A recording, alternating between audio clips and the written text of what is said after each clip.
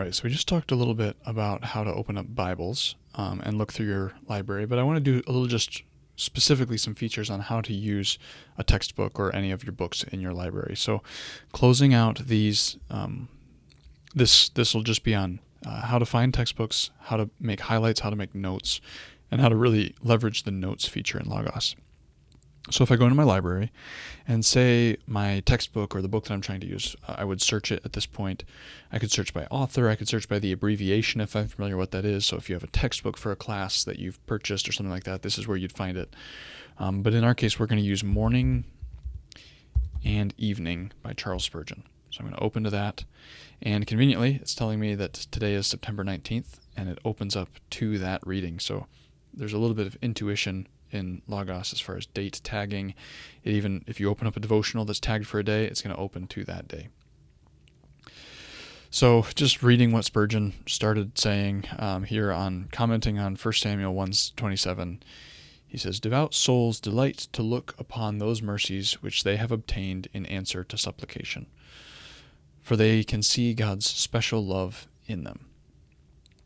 And then maybe I'm reading that and I'm like, wow, that is so encouraging, and I'm going to close it down a couple of things and make that a little bit bigger. It's like, wow, this is really helpful. And I'm thinking through that, and I'm reflecting on it. I really want to remember that, so I want to take a note of it. So I'm going to highlight it. And in Logos, highlighting and notes are the same thing. So you can highlight something or you can tag it for a note, and it's technically the same thing. So every time you highlight something, you've actually made a note over it, and that's going to be a searchable note. You can search it in your notebooks, and you can see that by, if you highlight over it, you'll see now an option that says Edit Notes that wasn't there previously, or I can see this option to delete the note.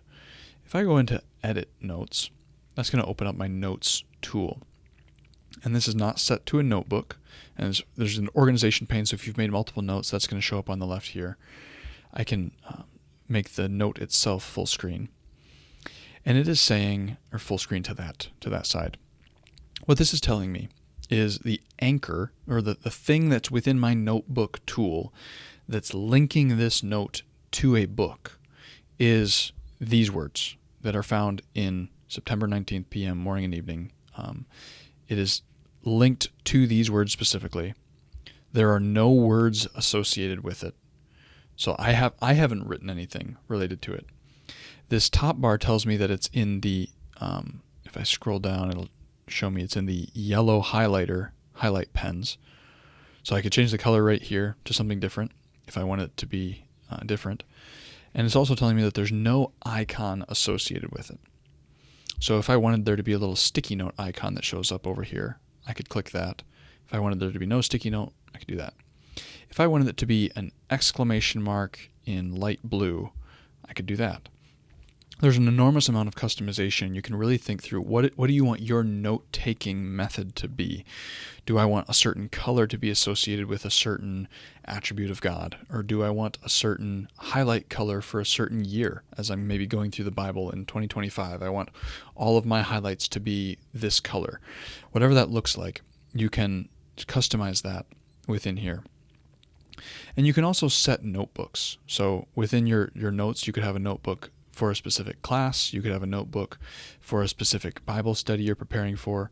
This one's currently not set for a notebook, but I could go in, if I've created a notebook, I could add it at this point. The place I would do for creating a notebook would be something on prayer, for example. So here's your filters. This is where you'd search for those resources. But if I go here to notebooks, that's where I'm going to see the notebooks that I've created. Say I want to create a notebook on prayer, and prayer insights, we'll call it that. Now, within prayer insights, it says there's no notes, so I haven't created any notes and tagged them for prayer insights. But if I go over to my note off to the side here that I've created this highlight, I could then go up to set notebooks and add it to prayer insights. And now, when I go back to prayer insights, I'm going to find this showing up as one of the notes. So again, you can think through a lot of different ways for how to organize your notebooks, organize it based on class or Bible studies, etc. That's just a really helpful tool for finding things in the future. Now let's say you want to, you're reading in Scripture. So we'll close this one down, and we'll illustrate this with Philippians 4. So I'm in Philippians 4, and I'm reading along, and I encounter the reminder from Paul, or an example from Paul. And in verse 10, I read, "I rejoiced in the Lord greatly that now at length you've revived your concern for me. You were indeed concerned for me, but have had no opportunity. Not that I'm speaking of being in need, for I have learned in whatever situation I am to be content." And maybe I'm reading that, and I'm like, wow, that is really helpful. And I think, man, the way this plays into my prayer life is, am I praying from a posture of contentment? So maybe that rather than highlighting this, I want to just add a little note icon. Now if I go in, it's going to open. I click that note icon, it opens up my notes tool, and then I'm going to filter this out a little bit. So now I'm looking at my note tool here, and it's telling me that this is tagged for Philippians 4:11 ESV. So it's this resource specifically.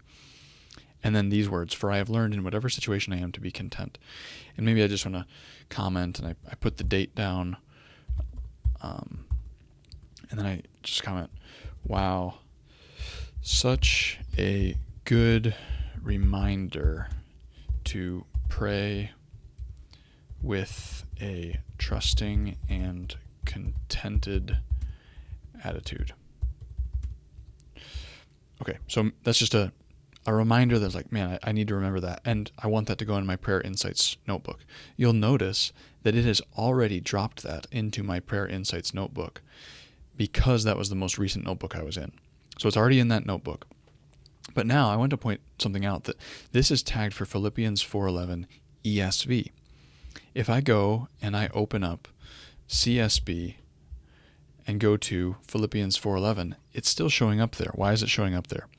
Well, because in visual filters, there's something that you can do called, it'll highlight from other books with corresponding text. So if I unhighlight that, it's not going to show up as an icon. But if I have filtered that, yes, I want it to show up even if I didn't highlight something in CSB, because CSB is corresponding to ESV, because they're both tagged as Bibles, I still want to be able to see that note and be reminded. So now, closing down the note, say it's 3 years later and I'm reading along in my CSB, and I read, "I don't say this out of need, for I have learned to be content in whatever circumstances I find." I can click on that and be instantly reminded of, oh wow, this was a note that stood out to me, and this is the date that I found it, and it was a reminder to be trusting and contented, specifically when I'm praying, because I see that in my Prayer Insights notebook. So that you can see how this would be useful for personal devotions, keeping track of your own personal devotions, but also extremely valuable as you're collecting information related to a topic or a lesson or something that you're getting ready to communicate to others. Because then you can go through and compile those observations into a notebook and then quickly be able to navigate and find them in the future. So that is the notes tool and how to use the notes tool. You can figure out your own color coordinating scheme for how you want your different highlights to show up and what you want those things to look like. But you have truly limitless options. I'll just show one more thing here as you think about this resource. This set of squares here, this square of squares, is your tools. One of those is your highlighting tool. Opening that up is going to open up for you all of the different highlighter options as you're going through and highlighting things. So if you click on the yellow highlight as you have something selected here, and then I click yellow highlight, it'll yellow highlight. But if I want God the Father, or God and Father, to show up as something really memorable, I'll do something like, okay, yellow with red squigglies around it, or whatever that might look like. I'm gonna delete that because I actually don't want that method. One thing to note, as you highlight or select something, it shows you your most recent highlights. It's going to show you your most recent 6. So if you've recently used one of those from the side on that highlighting tool, it's going to show up as a frequent one. So that's your highlighting tool, and you can access that either from selecting something and then going to the little highlight icon, which will open the highlight tool, or you can navigate to that through the tools icon up top. All right, so that is how to use your textbook, or how to find your textbook, how to highlight in your textbook. I want to note one other thing that I forgot to mention. If I go back to, I'm going to illustrate this with the resource from Michael Heiser. I dare you not to bore me with the Bible. If I scroll down a little ways, if I click up here in the visual filters section, I can expand this full screen. One of the visual filters that you can do is called the page numbers filter. You can click on that, and now you're going to have a little icon that's showing you the beginning of each page number corresponding to the print version. So now I can see this is page 4, this is where page 5 starts, this is where page 7 starts. So apparently there's a blank page in between there, page 8, etc. So that's just a helpful means by which you can follow along with those that might be in a print version if you have the digital version. So hopefully that was helpful for learning some of the basics of Logos.